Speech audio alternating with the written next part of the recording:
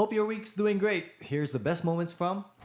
It's really important to find a good partner when it comes to marriage. We were just talking about this a few days ago. Now, in life, there's only really few decisions that you can make, like few life-changing decisions that you can make. For example, when you're born, you don't get to choose your parents. You don't get to choose your family, right? Yeah, even your friends, although you choose them, but they somehow get into your life and you don't like say, Organically, ikaw friend ko, right. ikaw. Yeah. Right. You don't pick from a roster. Yeah. But with your partner or the person you're gonna marry is someone you choose willingly, right? And at the back of your head, you know, okay, I have to choose wisely because this is the person I'm gonna be spending day and night with for the rest of my life. So it's a very, very, very important decision.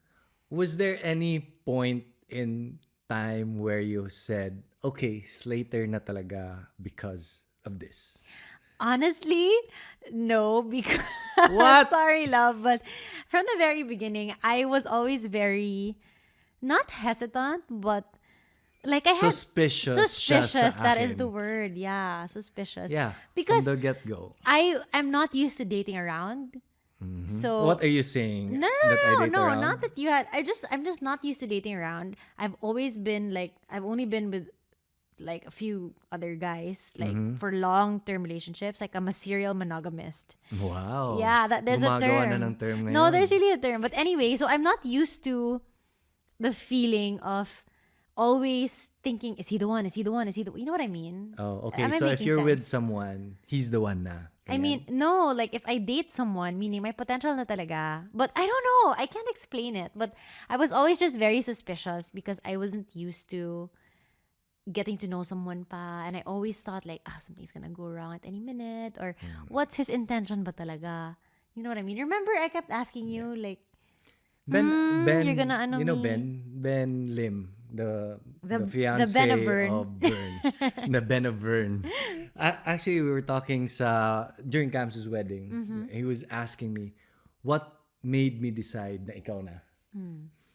And I said, I think it's a matter of you being with this person for a long period of time, especially when you travel, you're with each other 24/7 and not getting irritated. Even those mga little things, I think it can get blown out of proportion. Or, Right. like, these little things matter. Kung sa, let's say, in a movie pa, yung pag-cast ng actor is the most important part, I think, of the job of the director. Like if may Because- chemistry ba? Yes. Ganon. If wala ng chemistry from the get-go, mahirap talaga. It's gonna Pangit na be yung- a lot of hard work.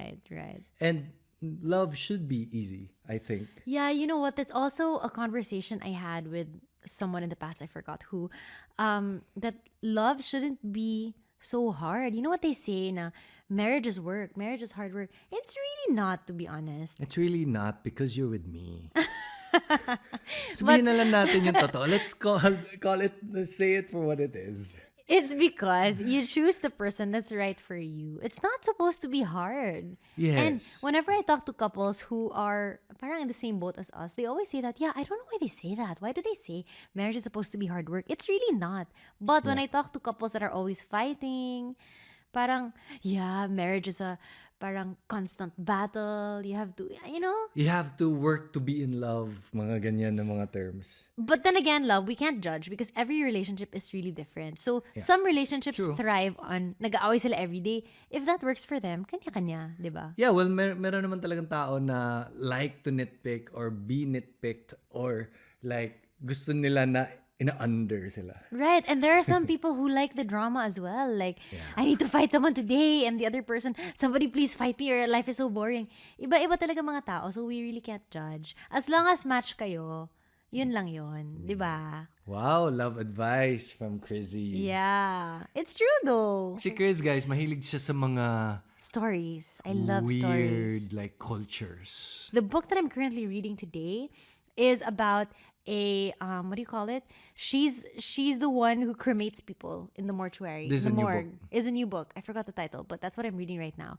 And she just tells us all these accounts about these dead people and how as a culture we're so kind of scared of the dead. Like for example, when somebody dies, our loved one dies, instantly we just send them to the morgue, and then the morgue people do the cremation, the cleaning, the embalming, all these things. But when you really think about it, right? Like if I'm dead, wouldn't you want someone you love to take care of you, take care of your body, and not just a random person, right? For example, if I die, embalming is so creepy, right? They just stick you with some metal thing and then they like pump chemicals into your body. Wow, coming from a girl that doesn't eat like pork and I'm beef. not gonna eat people, love. But okay lang sa kanya to like talk about sticking things into dead people. Because it's so interesting. It happens every day in real life. You know what I mean? Yeah. I mean, I understand. Yeah, and like But if I I'm were dead, I wouldn't care. I'm dead. no, but as a loved one, you know what I mean? Like, she makes a valid point. In the past, like when you mummify someone, or when you like, there's so many other traditions in the olden days where they bury their dead with like ornaments and like so many different traditions. And us now, because the dead is so scary. Oh my God, ang layo na ng conversation Yeah, but natin. it's okay. Go. Yeah.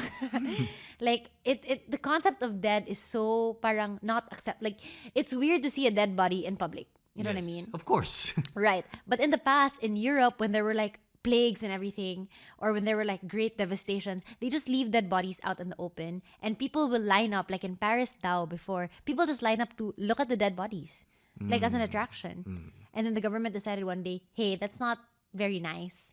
Let's make the morgues private. But ganito yung tingin ko.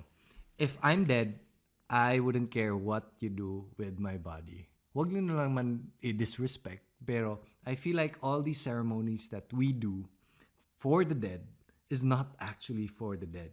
Yeah, it's for for the living. people that are mourning. Yes, exactly. And also, this is so interesting. She also talked about cannibalism. I know it's so weird, right? But in the past, there was like this culture where if somebody dies, the dead body has to be eaten by the friends. Except the mom and the kid who's directly related to you. But the dead body has to be... I know that sounds so freaking creepy right now because it's cannibalism. Yes. But her logic is, iba-ibang culture lang yan. Like, before nga, looking at dead people was creepy. It wasn't creepy, but now it is. It's because we're so, we like to think we're open-minded. But when we hear something like that, like, before, they cannibalize their own dead? Diba, parang who's telling us that that's wrong? It's just culture. Yeah, it's just something that we're used to and we Right, grew up with. exactly. Which a lot of life is, I think. Right. And like, for them, the reason why they eat or they cannibalize their dead is because parang is a form of respect to the dead person. Like, they want everything to be gone of that person so they can move on as a tribe. You know what I mean? So they burn the bones and then they eat the flesh and then all these other things that they do. But to us right now, like, ew, oh my God, that's gross, whatever, right? There's some women that eat the, yung placenta? Yeah, and that's normal. Oh my God. No. I mean, I wouldn't do it, but kanya-kanya, right? And if you're talking about being open-minded, then we should be open-minded to all these things. I believe in science. What do you mean? Like, if there's science behind it, I'll eat it. There's science behind it now. I just didn't research. Okay. About I eating won't placenta. Still won't eat it. Oh, eating your words. Yeah, it's funny how a lot of things in society is actually like a carryover. The book that I'm reading that explains that so well is called Sapiens. It's basically the history of mankind from when we were hunter-gatherers and to the farming and now where we are. Parang the evolution of humankind and how so much of life as we know it is just us making things up as we go along.